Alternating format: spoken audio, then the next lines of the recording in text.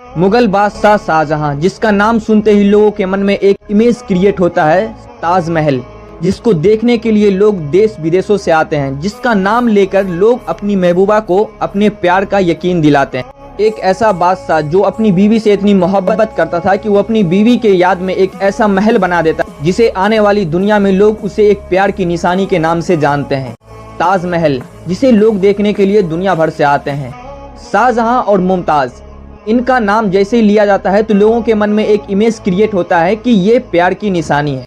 अगर मैं ये कहूँ कि ताजमहल को शाहजहां ने नहीं बनाया, खुर्रम ने बनाया है, तो आप यकीन करेंगे? बिल्कुल, ताजमहल को खुर्रम ने बनाया है। और आप सोचेंगे कि ये खुर्रम है कौन? शाहजहां का बचपन का नाम है खुर्रम। वो बादशाह बनने के बाद उन्हें शाहजहां की उपाधि मिली, लेकिन शाहजहां के बचपन का नाम था खुर्रम। तो आइए इसके बारे में जानते हैं। ताजमहल, मुमताज महल और शाहजहां, इन तीनों का आखिर क्या ऐसा कॉम्बिनेशन है कि जब ताजमहल का नाम लिया जाता है तो लोगों के दिल में एक मोहब्बत की फीलिंग आती है, शाहजहां का नाम लिया जाता है तो बहुत बड़ा आशिक नजर आता है, मुमताज का नाम लिया जाता है तो वो बहुत बड़ी महबूबा लगती है, और दुनिया भर के आशिक इनका नाम लेकर अपने प्यार का यकीन दिलवाते हैं। तो आइए इसके बारे में जानते हैं। आइए देखते हैं, मजा आएगा। हेलो एवरीवन, आप है तबारक और मैं देख रहा हूँ तबारक the स्टोरीमैन YouTube channel.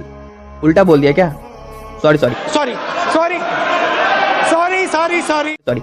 Hello everyone, मैं हूँ तबारक और आप देख रहे हैं तबारक द स्टोरीमैन यूट्यूब चैनल। तो शाहजहां के बारे में जानने से पहले हम उसके पिता के बारे में जान लेते हैं। शाहजहां के पिता का नाम था जहांगीर। जहांगीर की बहुत सारी बीवी थी। उन बीवियों में से एक बीवी जहांगीर की, जिसका बेटा शाहजहां था। पहले के जमाने में जब बादशाह हुआ करते थे तो उसकी बहुत सारी बीवियां हुआ करती थी, तो उसी तरह से जहांगीर की भी बहुत सारी बीवियां थी।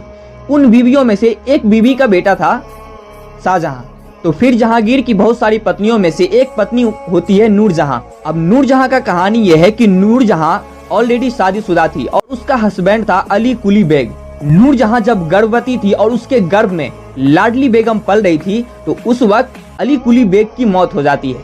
तो नूरजहां विधवा हो जाती है। अली कुली बेग के मर जाने के बाद लाडली बेगम नूरजहां के गर्भ से पैदा होती है। फिर कुछ दिनों के बाद नूरजहां का शादी जहांगीर से हो जाता है, यानी शाहजहां के पिता से जहांगीर से हो जाता है। तो नूरजहां की बेटी लाडली बेगम और जहांगीर की बहुत सारी पत्नियों में से एक पत्नी का बेटा था शहरयार। जैसा कि मैंने बताया कि जहांगीर की बहुत सारी पत्नियां थी। उन पत्नी में एक पत्नी का नाम था जगत गोसाई, यानी जोधाबाई। उनके गर्भ से शाहजहां पैदा होता है। अब शाहजहां का जन्म 1592 ईस्वी में लाहौर में जगत गोसाई अर्थात जोधाबाई के गर्भ से हुआ। शाहजहां के बचपन का नाम खुर्रम था।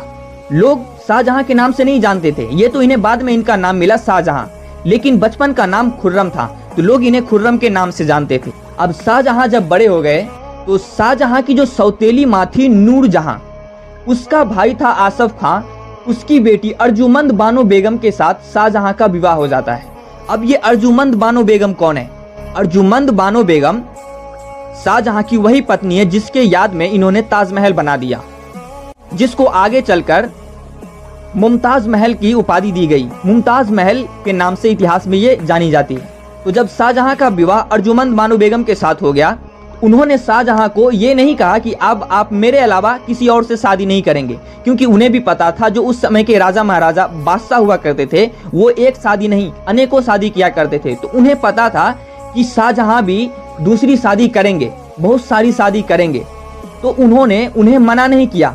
मुमताज महल ने शाहजहां से सिर्फ इतना कहा कि चाहे आप कितनी भी शादी कर लें, लेकिन संतान उत्पत्ति सिर्फ आप मेरे साथ करेंगे और किसी के साथ नहीं, यानी कि आपकी जो भी आगे औलाद पैदा होगी वो सिर्फ मेरे गर्भ से होगी।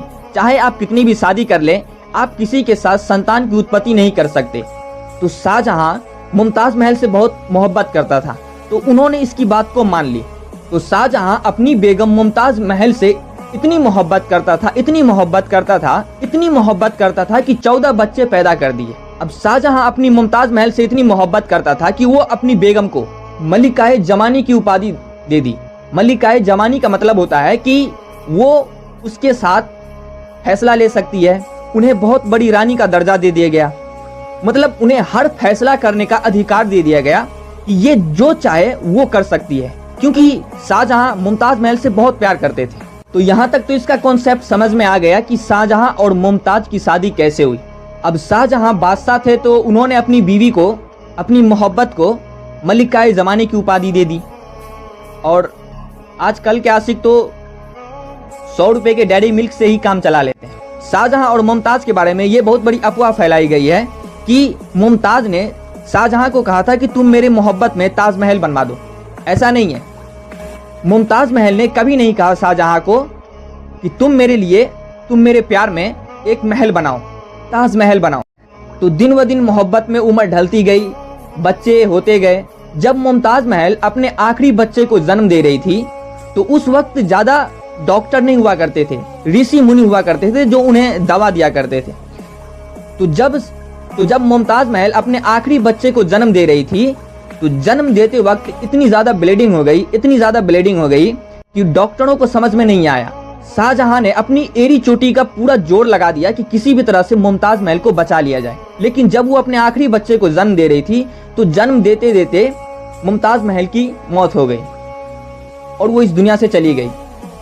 अब शाहजहां उनसे इतनी मोहब्बत करता था कि वो 1 साल, 2 साल, 6 महीने, 3 साल नहीं, पूरे 5 साल के लिए वो सदमे में चले गए।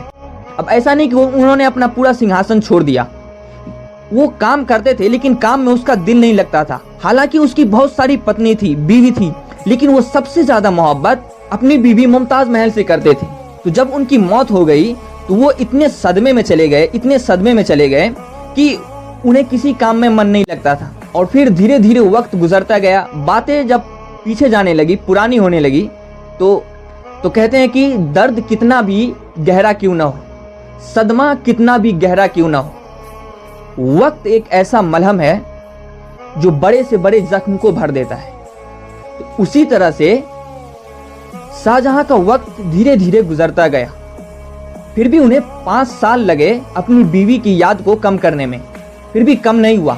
उसके बाद उन्होंने सोचा कि मैं अपनी बीवी से इतनी मोहब्बत करता था तो मैं ऐसा क्या करूं जो हम दोनों के मोहब्बत को जब हम मर जाएं तो पूरी दुनिया मरने के बाद भी याद करे। तो उन्होंने सोचा कि हम अपनी बीवी के याद में एक महल बनाते हैं, उसका एक मकबरा बनाते हैं। तो जब उन्होंने ये फैसला लिया तो फिर से वो अपने बादशाह वाली तेवर में आए और आने के बाद उन्होंने उस समय के कारीगरों से कहा कि दुनिया की सबसे खूबसूरत इमारत बनाई जाए। उन्होंने ऑर्डर दिया बनाने का। तो अब बादशाह है तो उनकी बात कौन नहीं मानेगा। बहुत खर्च हुआ, उन्होंने एक एक चीज उसमें इस तरह से लगाई, इस तरह से बनवाई ताकि ये सदियों गुजर जाए लेकिन इसका रंग न कभी फीका हो और न इसे कोई भूल पाए। तो अब ये ताजमहल जो बना, तो ताजमहल का डिजाइन किसने बनाया? उसके दरबार में एक उस्ताद अहमद लाहौरी कलाकार रहते थे, वही उनके ताजमहल के मुख्य स्थापत्य कलाकार हैं। और ताजमहल का रूपरेखा उस्ताद ईसा ने तैयार किया। और ताजमहल को बनाने में जिस चीज का प्रयोग किया गया था ना, संगमरमर, वो राजस्थान के मकराना से लाया गया था। तो बहुत सारी चीजों को वो अलग अलग जगह से लाकर ताजमहल को इतना खूबसूरत बना दिया ताकि आने वाले समय में अगर कोई प्यार का नाम ले, कोई मोहब्बत का नाम ले और कोई मोहब्बत का दावा करे तो उनका प्यार हमारे प्यार से ज्यादा बड़ा ना हो जाए। और शाहजहां ने ताजमहल अपनी बीवी के याद में बनाया था, लेकिन वो ताजमहल आज दुनिया में 7 अजूबों में से एक माना जाता है। मोहब्बत बहुत खूबसूरत चीज है, लेकिन अगर गलत इंसान से हो जाए ना तो जिंदगी खराब कर देती है। आप एक चीज नोटिस करो, अगर लड़का को किसी लड़की से सच्ची मोहब्बत हो गई तो वो लड़की धोखेबाज निकल जाएगी, और लड़की को किसी लड़के से सच्ची मोहब्बत हो गई तो वो लड़का धोखेबाज निकल जाता है। तो ये लोग किसके लिए ताजमहल बनाएगा? तो फिर लास्ट का वही डायलॉग। उम्मीद है कि आपको ये बात समझ में आई होगी। तब तक के लिए इतना ही, फिर मिलते हैं अगली वीडियो में।